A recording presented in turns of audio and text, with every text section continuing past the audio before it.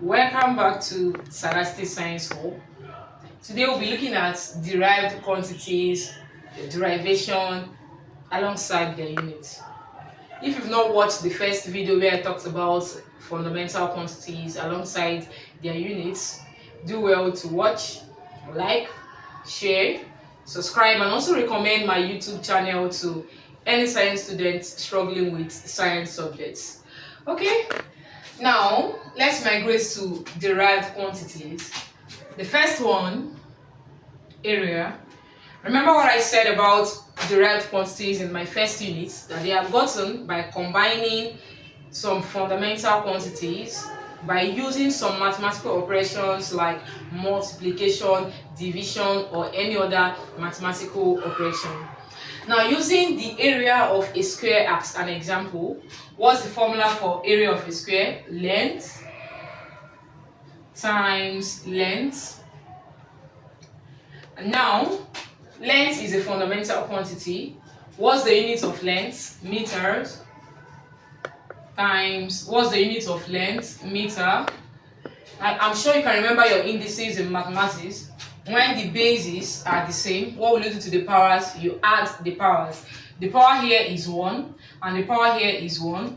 So m, just take one base, m, then 1 plus 1 will give us m raised to the power of 2, which is meter square. So m times m will give me meter square.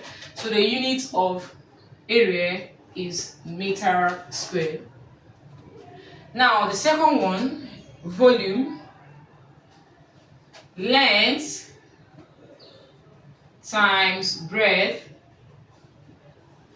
times height. Now, what's the unit of length? Length, a fundamental quantity, meter. What is breadth? What's the unit of breadth? Now, any quantity that has to do with distance between 2 points, distance, the unit is meter. So breadth is also a distance, so we use meter. Then height, meter. Now remember what I said in indices. If the bases are the same, what will you do? You add the powers. The power here is 1, 1, 1. So when I take just one base, 1 plus 1 plus 1, I'll have m raised to the power of 3, which is meter cube. Now, the next derived quantity, density. What's the formula for density? Density is simply mass over volume. Mass over volume, or mass divided by volume. What's the unit of mass? Remember, mass is a fundamental quantity. The unit is kilogram divided by, what's the unit of volume? We've already solved for it, meter cube. So this is kilogram per meter cube. Write it this way, kilogram per meter cube, or kilogram meter raised to the power of minus 3. Now the next derived quantity, we have speed.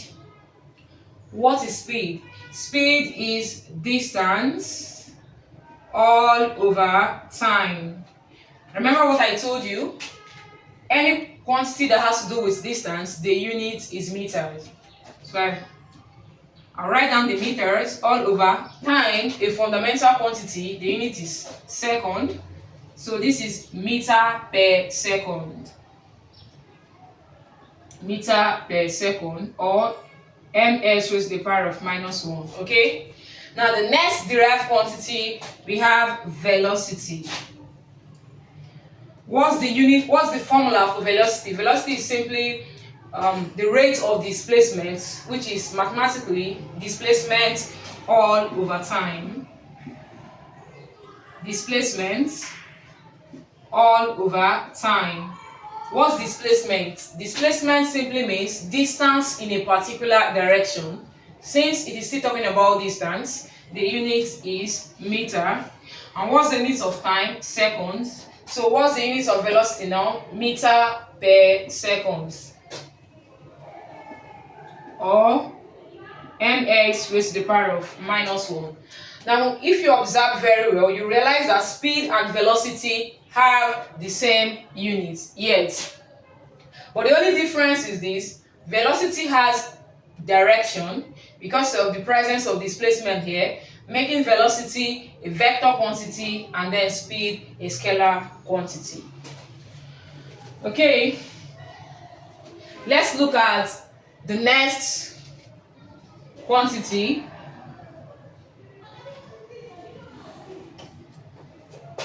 Let's look at the next quantity, force.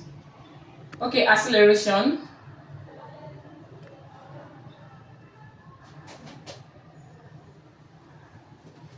Now, what's acceleration? Acceleration is simply velocity divided by time. Now, time is a fundamental quantity. What's the unit of velocity? Meter per second. I can replace velocity with meter per second. This is my division sign. This is my division sign. And then time, what's the unit of time? Seconds. So since this is a fraction, I can make this over fraction by adding what now? All over 1 or divided by 1. Now, if you learn a fraction very well, you change this division to multiplication, which is m all over x times, and whenever you change the division sign to multiplication, the denominator will come up while the numerator will go down. So what will I have? 1 all over x. Meters times 1 will give us what now? Meter. And seconds times seconds. Can you remember your indices? The bases are the same. You add the powers. What will you have? Second raised to the power of what now? 2. So what's the unit of velocity? Meter per second square. Meter per second square, or mx raised to the power of -2. These are derived quantities. Their derivation and then units. Okay, now can we look at force? What is force? Force is mass times acceleration. Okay, what's the unit of mass? Kilogram. What's the unit of acceleration? We already solved for it. Meter per second square.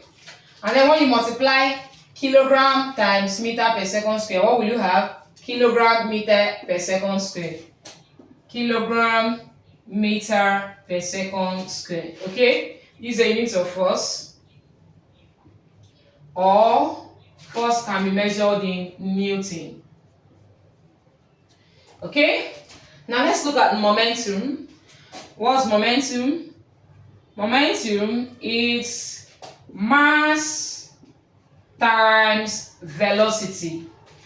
Mass times velocity. Mass, a fundamental quantity. What's the unit of mass? The unit of mass is kilogram.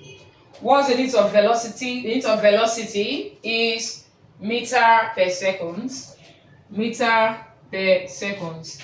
And when I multiply out, what will I have? Kilogram meter per second. Kilogram meter per second. Okay? Now, impulse. What is impulse? Impulse is just the product of force and time. Okay? That is force times time. What's the unit of force? The unit of force is Newton, or you can use kilogram meter per second square, so anyone can go. Newton times, what's the unit of time now? Second. Newton times second, what will you have? Newton second, NS.